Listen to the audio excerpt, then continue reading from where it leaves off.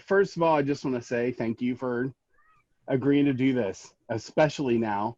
When we were first scheduling this call, the world was just crazy. It wasn't completely crazy, and the more press time, I don't even know if that's right, that we can offer this discussion, I think the better. It's time to start real conversations about this instead of social media posts. So I appreciate you guys being willing to do it. I highly respect each of you. I think that most of us have had some margin of conversation about this topic privately.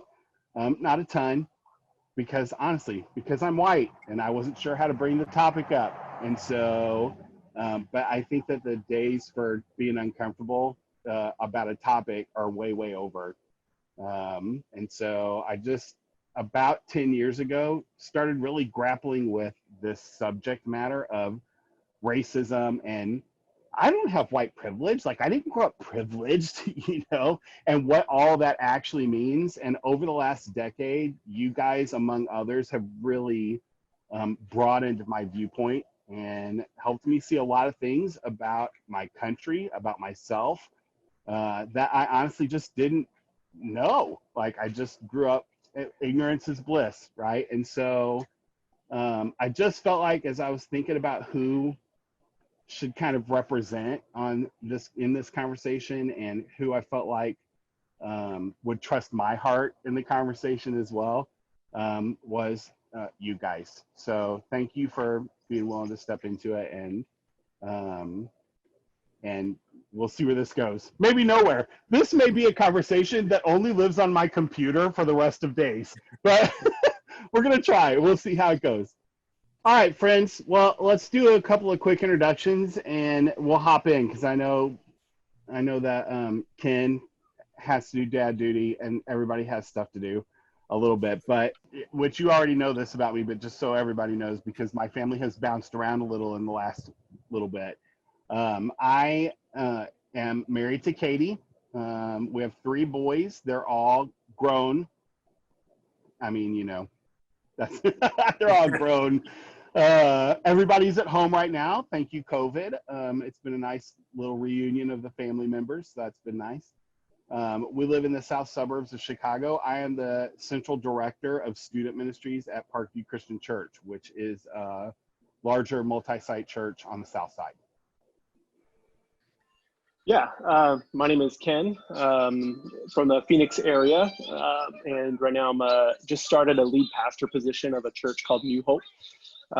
Worked with Darren and Tania and Zorn for a little bit as well at our previous church, and been married for about coming up to 9 years. I guess we have 2 adopted children. If we're talking about race, both of them are Mexican. My wife is white, and then we have 2, if you will, mixed. We don't really see them like that, but that's how it is. And then I am a son of an immigrant family. So my parents, my mom's from Singapore, my dad's from Vietnam. All righty, my name's Zorn. Nice to see y'all. Tania, good to see you again. All right, hey, okay. Can't get to see y'all. I am from Cincinnati.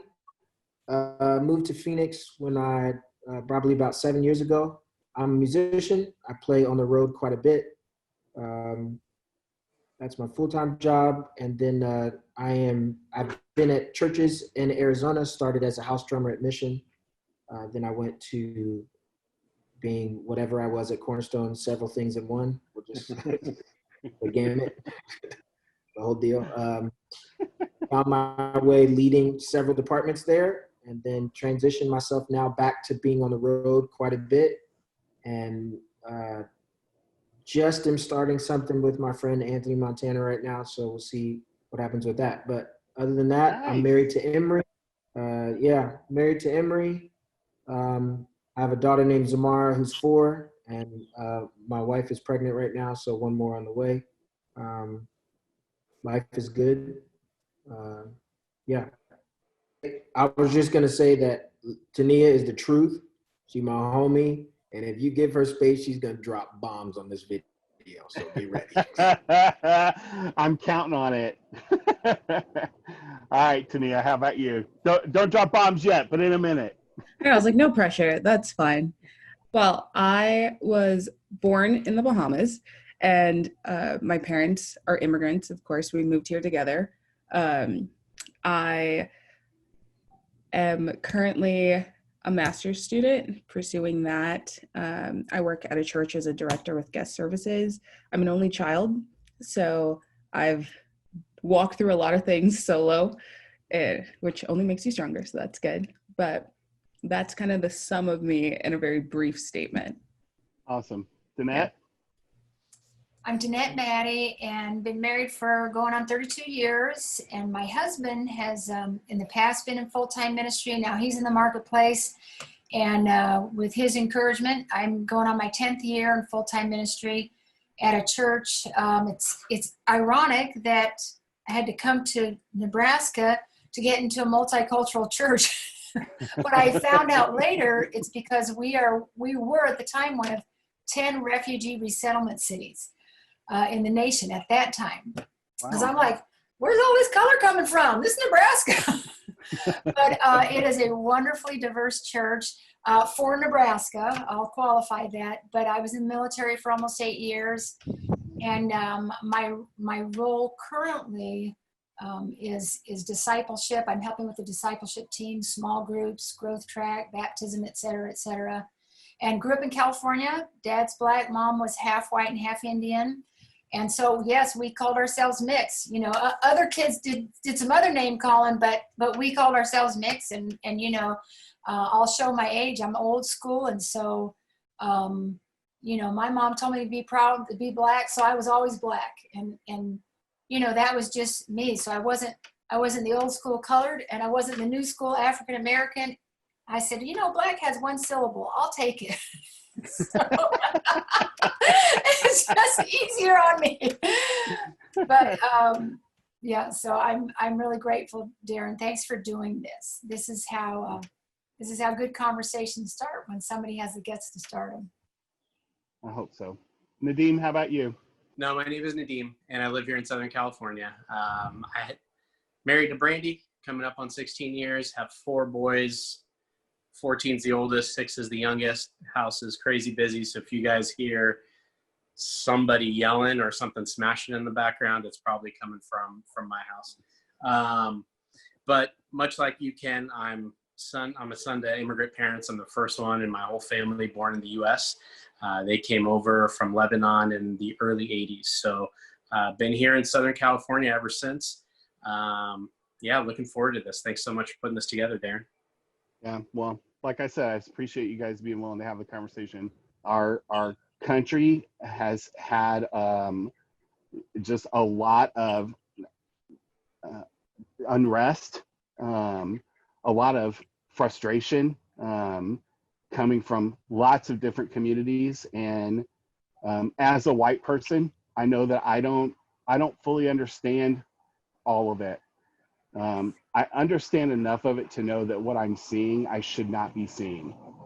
And I just felt like it was time to have a good conversation with my friends about what it's like to not grow up white in this country. I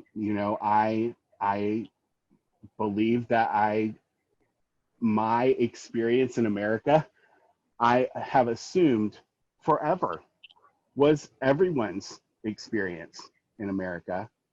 And as racial tensions rose and we started seeing incidents across our country years ago, I felt like, well, those are isolated. I mean, I've never seen that happen. That's an isolated incident. And I feel like Will Smith's quote about racism isn't getting worse, it's getting filmed, just was such a punch to me. I was like, that's true. This is not getting worse. It's not an isolated incident. It's happening everywhere to everyone I know. And I just didn't know that. And so thank you guys for being willing to step into the conversation. I love that we're representing a lot of different cultures in this conversation. And I want you guys to have the freedom to just speak as freely as you want. So thank you for jumping in on this. Let's start this way. Let's everybody just quickly share kind of your cultural heritage, and then if you want to add on to that, some stories that you think might give us some context for who you are and how you grew up in America. I would love that. So, Tania, let's start with you because I can see my screen and you guys can't. I'll just call you out for this part and then we'll jump in. If you wanna piggyback on anything that anyone else is saying, click your button and let's go. All right. So Tania, you're up. Tell us a little bit. So, as I mentioned before, I was born in the Bahamas, which means that I grew up in a culture that was predominantly Black. And a lot of the government systems, a lot of authorities, everything was just like Black. Even our flag is blue, black, and yellow. And in school, I remember them saying like Black is for the people, so, or a representation of the people. So that being a reference point, moving into the US as an immigrant and as a foreigner was a hard transition. So I know that like my backstory, because it didn't start from birth and it came with a different reference, is different from somebody else who grew up from birth in America. But for me, that transition of understanding, the small transition of being different was a little bit rough because I moved here when I was in 5th grade. And like you're normally bullied when you're in school, so that's fine. But I had like such a thick accent when I moved here, and I was bullied so hard for that accent. And I, to the point where I started watching TV aggressively. Like I watched The Golden Girls and I watched Friends, and I just watched so many things to like speak differently until I reached a point where my accent was lost. And like my mom still has an accent, and to this day I'm really sad about that I pushed myself into losing a part of my culture because I just wanted to fit in. But that kind of played into me just trying to adapt and figure out my place, and adapting to very different stereotypes that I'd never experienced before. That took a very long time for me to kind of even realize were stereotypes and not just weird coincidences. I feel like I can definitely keep going in that portion, but I want you to. There. Okay. Yeah, unpack that a little bit. And also, let me just say, it literally, again, it's just this is just difference, right? It never dawned on me that anyone would have to give up and I feel like accents are natural. Yeah. Like they're just who you are, and you don't train them out of yourself.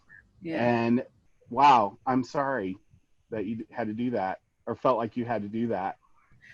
I think like the funniest, an interesting thing about that is that I didn't have that regret until adulthood, because I still was so much like, oh, well, I lost it. It's good.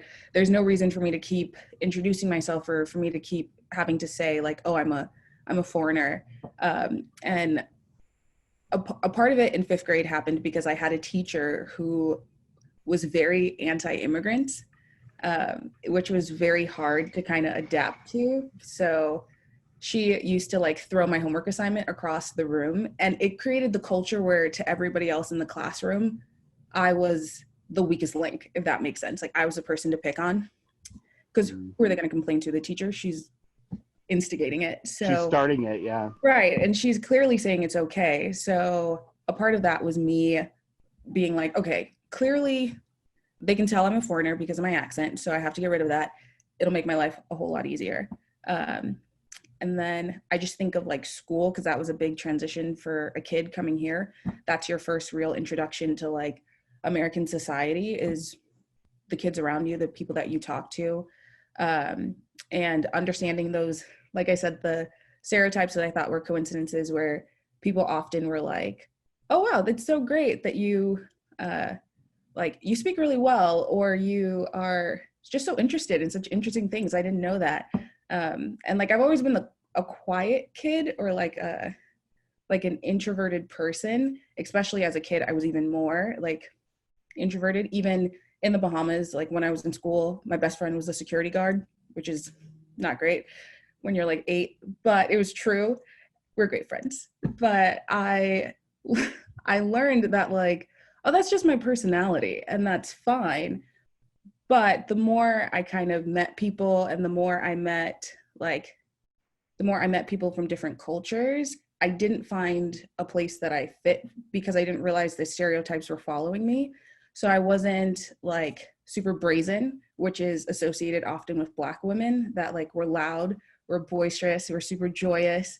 We want to be the life of the party, it's great if that's natural to your personality, but when it's not, and then people kind of assuming that you're fake or false or trying to personify something that you're not, and constantly being questioned because you're just quiet and you want to sit there, is something that I've kind of had to deal with. And I had to question, like, once again, like, is this like my accent? Is this something that I need to change? Do I need to be like bolder? Do I need to be brighter? Do I need to jump out? And each time feeling like, that's not me, that's not comfortable.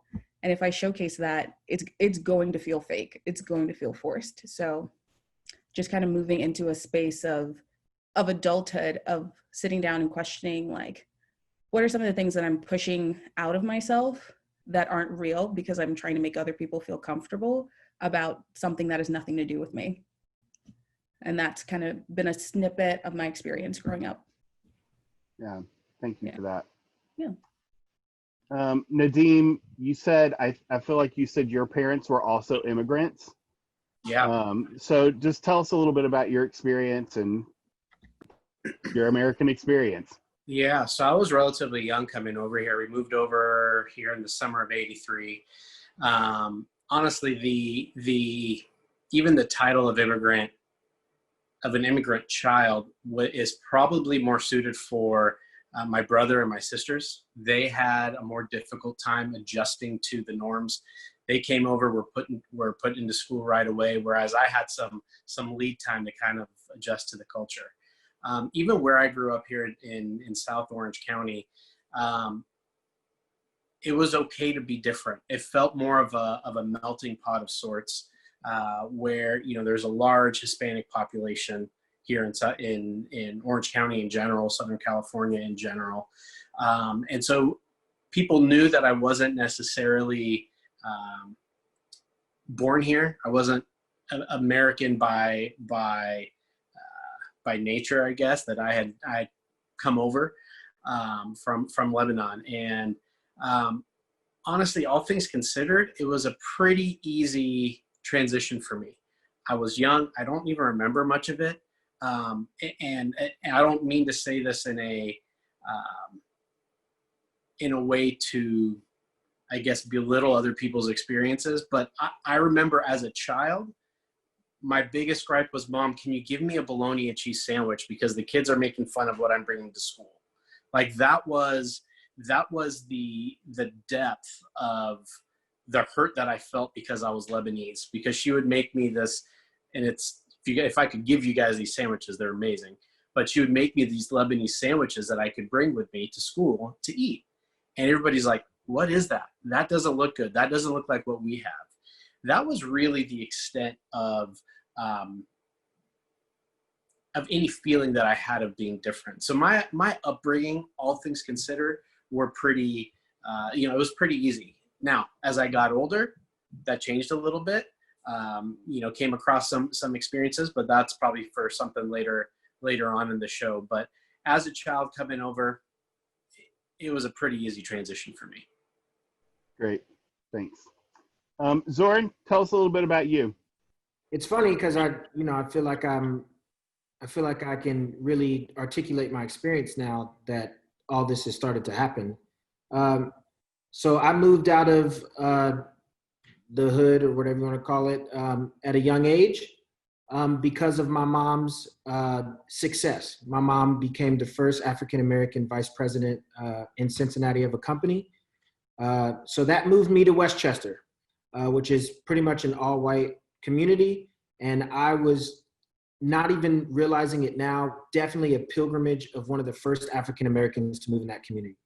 I remember first through No, sorry, even earlier than, or later than that. Let's just say 5th through 10th grade, I was one of 3 Black kids in that school, in the Lakota school district. And now that I've left and I'm an adult, there's a lot more there than there was. But I definitely was a pilgrimage. And that was, on the one hand, my mom was successful. She was growing in her career, and obviously surrounded by all white males in suits. And this was a woman, one, an African-American woman, two, which, we used to call it the double negative, that be successful. So my drive is really ridiculous, my friends would say, just because I've watched her do that. And I think that I didn't realize what was happening around me. Like Tania would say, I just would fit in. So I was the stereotypical African-American, loud. If I'm mad, you're going to hear me all the way down the hallway. If I'm happy, you're going to hear me all the way down the hallway.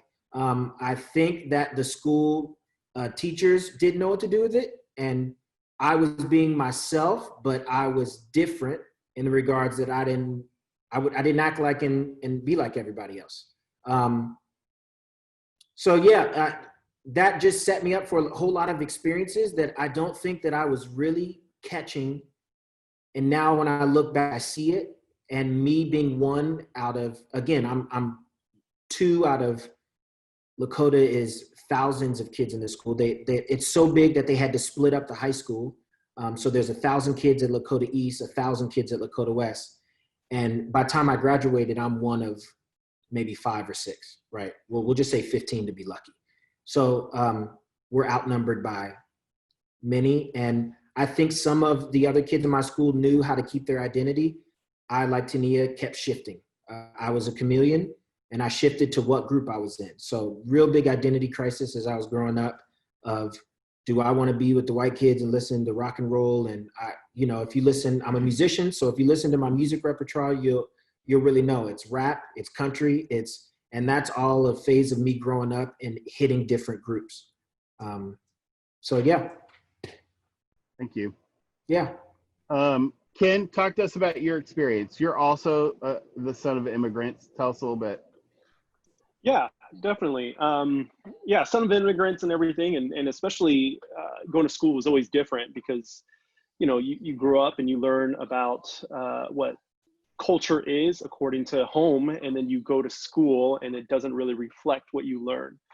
And so there's always been what I like to call kind of what Zoran said, an identity crisis in a sense. Like, wait, what does that mean? And even, especially since everything's been happening, my brother and I have really been reflecting upon what does it look like? Why do we do certain things? Or why do we have, like my brother and I even had a rule growing up. We said, hey, we don't wear anything Chinese on our shirts or any dragons on our shirts. And we realized, it's because we wanted to fit in with everybody else. And we didn't want to be outcasted. I'm taller than most people, than most other Chinese people. And it's interesting because there was a time where I said, man, I'm too white to be Chinese to be accepted, and I'm too Chinese to be white. So there was definitely been an identity crisis, just really growing up. And so I guess through all that, just really been exploring, man, what is it? Why do I think this? Or why do people say this? Just the other day, and my friend's gonna hate that I brought this up, but my buddy just said, man, you're like an Asian Michael Jordan. And in my head, I'm like, wait, if someone were to call you Michael Jordan, you wouldn't say, hey, you're a white Michael Jordan. You just say Michael Jordan. Why do you have to add Asian to there?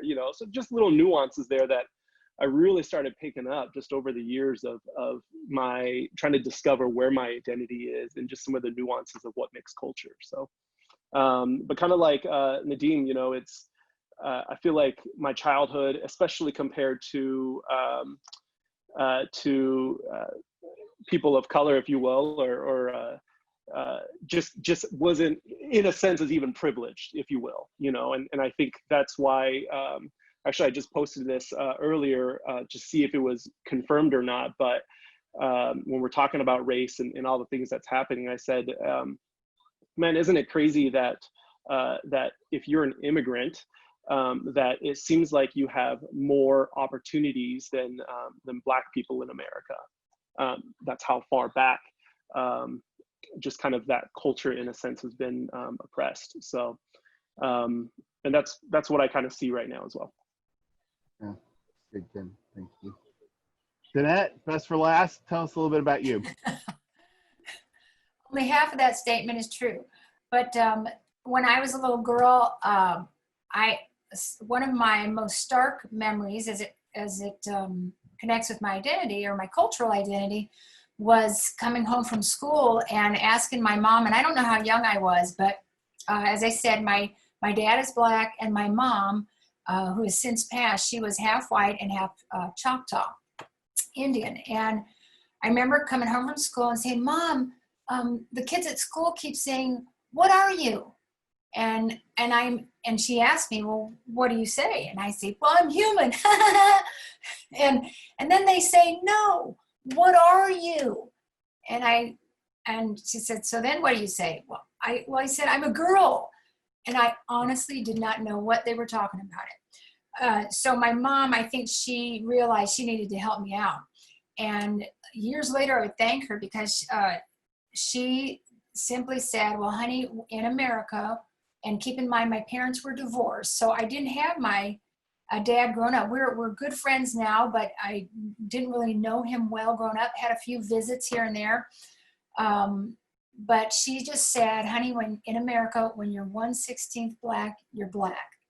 And so when the kids ask you, where are you, it's okay to say, I'm Black, and I want you to always be proud of that.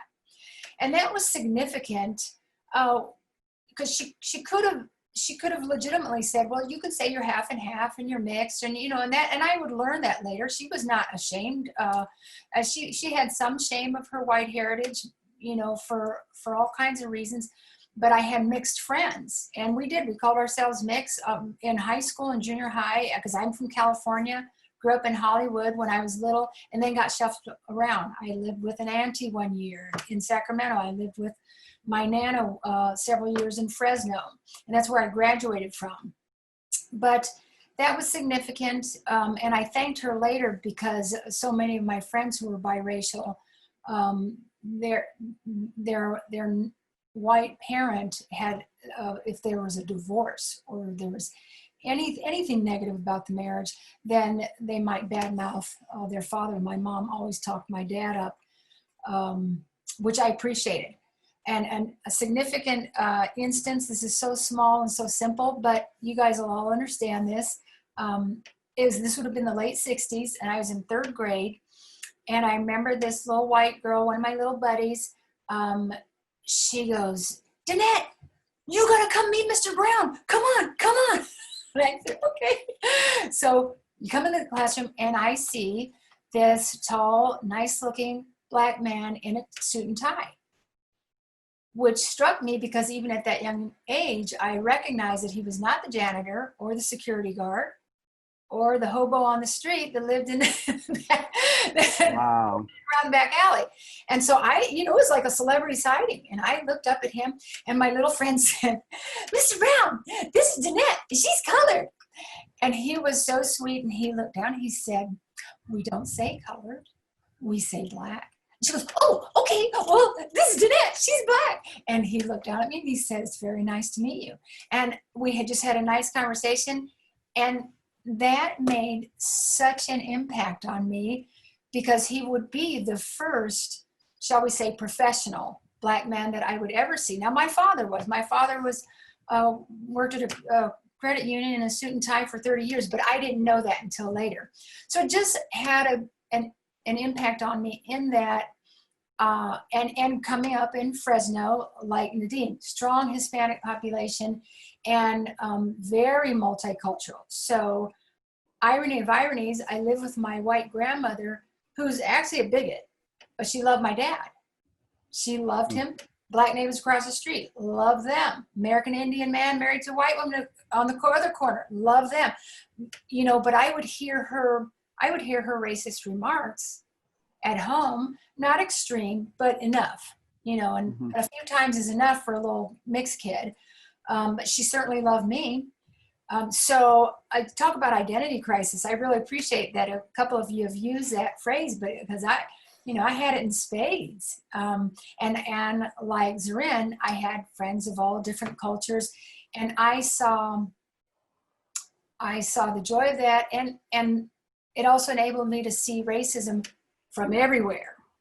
So it was interesting when I would show up, because I got shuffled around a bit, and I would show up at a new school, and of course this left its mark on me. That it was mostly I'd be the new kid standing in the playground, and it would be the black girls that would go, hey girl, and I'd look around. Yeah, you come here. And they would just engage me and take me under their wings. And it's not that I didn't have white friends. I would make friends of all stripes, but it was the first time I ever recognized what later I would hear the phrase, "We know our own." And I certainly wasn't ashamed of my white and half Indian mom. So I would say, if people would say, I learned to say, yeah, my mom's, white and my dad's black, and but I certainly made an impact on me to see that it was the black girls that would go, hey, come here, come over here, and take me under their wing. Isn't that interesting? Fascinating. Yeah, totally. I grew up in the Midwest, and I'll be perfectly honest. I'm pretty sure we had one black kid in my school. We all loved him. I didn't refer to him as my black friend. I also had no clue that his culture would be different from mine. Like, I was clueless, totally clueless. But I mean, I grew up all white, and not racist white, just white. And this notion, it has struck me recently, because as we've talked about this among ourselves, several of you have said, it was mostly fine. Like, it really, I didn't have the experience that some people have. And I'll be honest, I'm bothered by that, because I feel like any experience is too much of an experience. Like, Ken shared a story with me where somebody had said, you should go back to China or something like that. And I'm appalled by that. And one of the questions that I asked you guys to think about was like, what racism is okay? Like, what racism is like not bad enough? To me, it's just all horrific, and I don't understand it. So anyway, I digress. So here's a little bit of what I want to hear from you guys. Like, I didn't grow up in this culture at all, in any culture other than the one that I know. And I definitely didn't grow up where I felt like I had to change who I was to fit in, or abandon parts of my heritage so that people would accept me. And as I hear you guys talk, like, that's heartbreaking to me. And also, it's very eye-opening about why there might be so much frustration in our country right now, beyond the obvious, right? So I think that most people can look at the victimization, the violence that's happening, perpetrated against people of all colors, but especially against our black friends, and go, that's appalling, that's horrific. I hope they are. But I feel like most of us don't recognize the subtle racism, that where I feel like that kind of stuff starts. Tania had told me a story once about walking into Target, and the lady who was standing there in Target grabbed her purse and pulled it up closer. And I'm stunned by stuff like that. So I feel like racism starts slow, right? It starts small like that. And you guys who've all experienced that have even said, but it wasn't that bad. And I just want to talk a little bit about, honestly, what's not that bad. What's not that bad look like? Because I feel like if we can help people understand that those are the moments where we have to crush this, that's what prevents us from going down the lane that we're in right now. Does that make sense? Yeah. So I don't even know how to direct that as a question. So somebody help me with that. Also, Who knew that the sun was going to set where it always sets and totally destroy where I'm sitting right now? Sorry, guys.